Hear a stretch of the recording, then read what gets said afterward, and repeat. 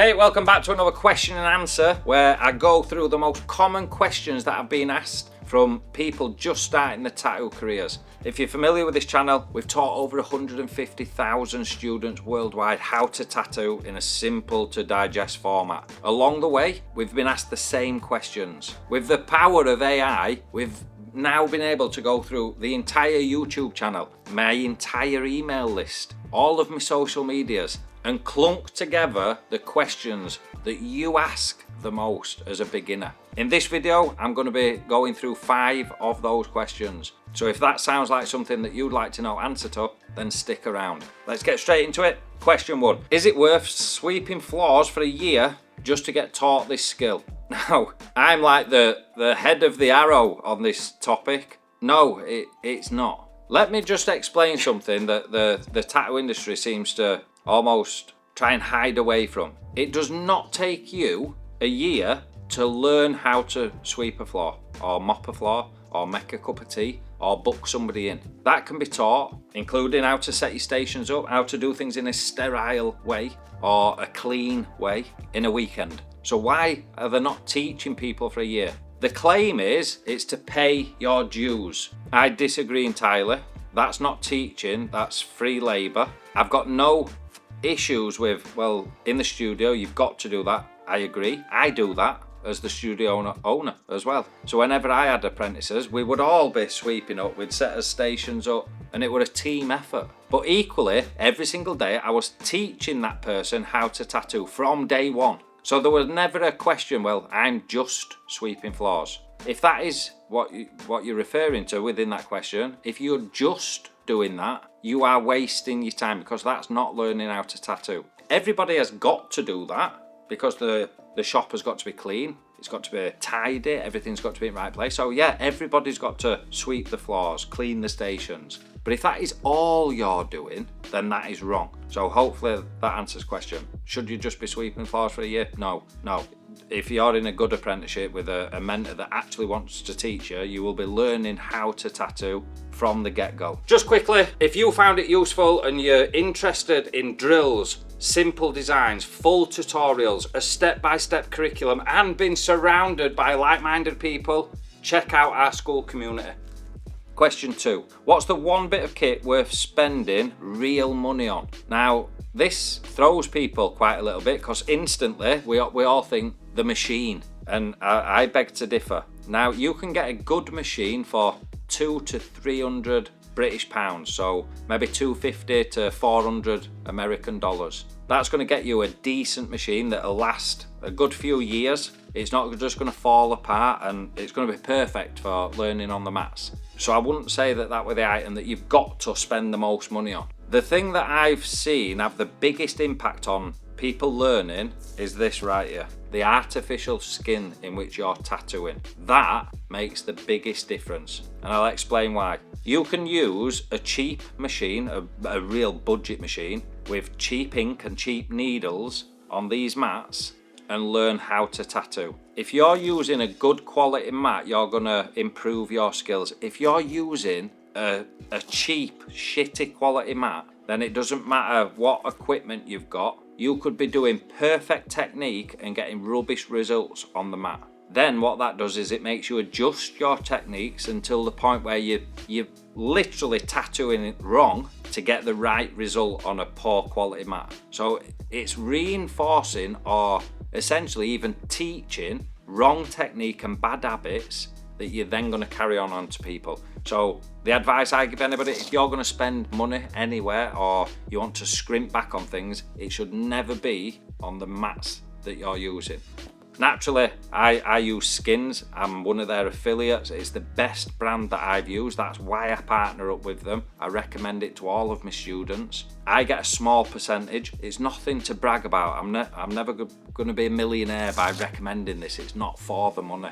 What I say is everybody use the link, because and then I can get bigger discounts for you all when I turn around and say, look how many of my students are using your product. That's the only reason why I push the link so much. But it does help the students. That has got to be the #1 priority.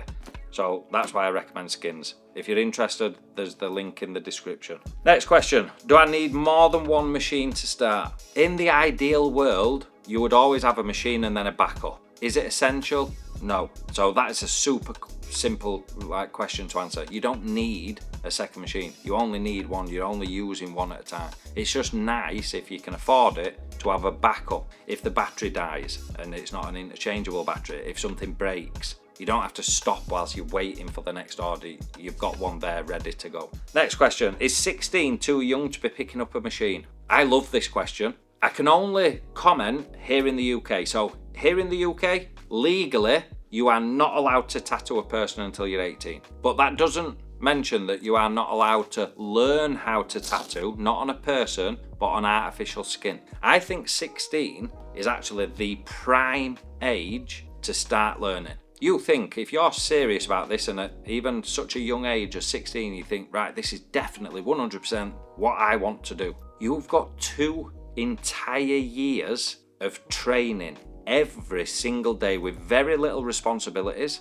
all the time in the world, all the energy in the world. Your brain is still like a fucking sponge. It is the prime time. Imagine then when you start tattooing people at 18, by the time you're 20, 24, you've had years of experience, you've got a big client list, you've took the first leap into an industry that can be so rewarding for you. So my honest answer is that is the ideal age for anybody younger. The next ideal age, I always say, is mid-30s onwards, because you've got that life experience, you know how to speak to people, you understand to get rewards in life, you've got to put the time and effort into things, otherwise the results speak for themselves. So I think either really early or a little bit later, once you've got that experience and that like different mindset. And last but not least, is YouTube enough, or do I need a structured course? I love this question. Now, I like to explain YouTube, and you're obviously watching this on YouTube. I'm not saying YouTube is a negative thing.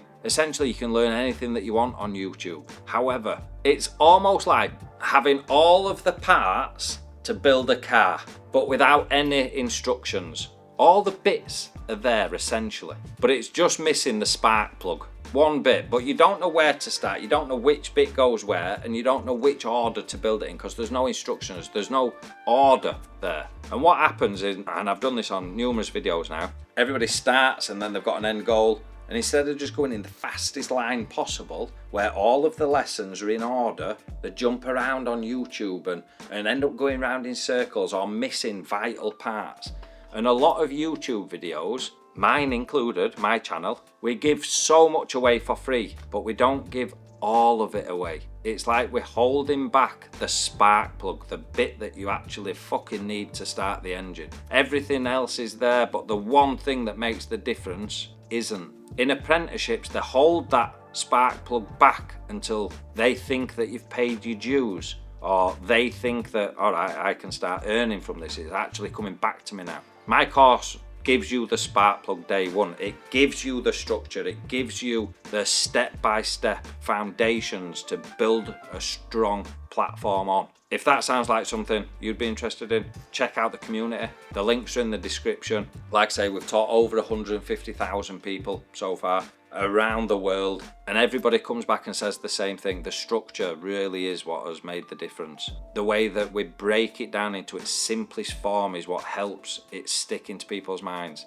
And it's also the reason why people just shoot up in confidence, because we start with the absolute basics. None of it is out of reach. You never start a lesson with that overwhelming feeling, am I going to be good enough to do this? Because we start so simple. So hopefully that answered your questions. There's so much value in these. And like I've said, I hope you enjoyed the video. Check out the community if it sounds like something that you want to be a part of and you're just starting out and you want that guidance from day one. Thank you for the support. As always, I'll see you in the next one.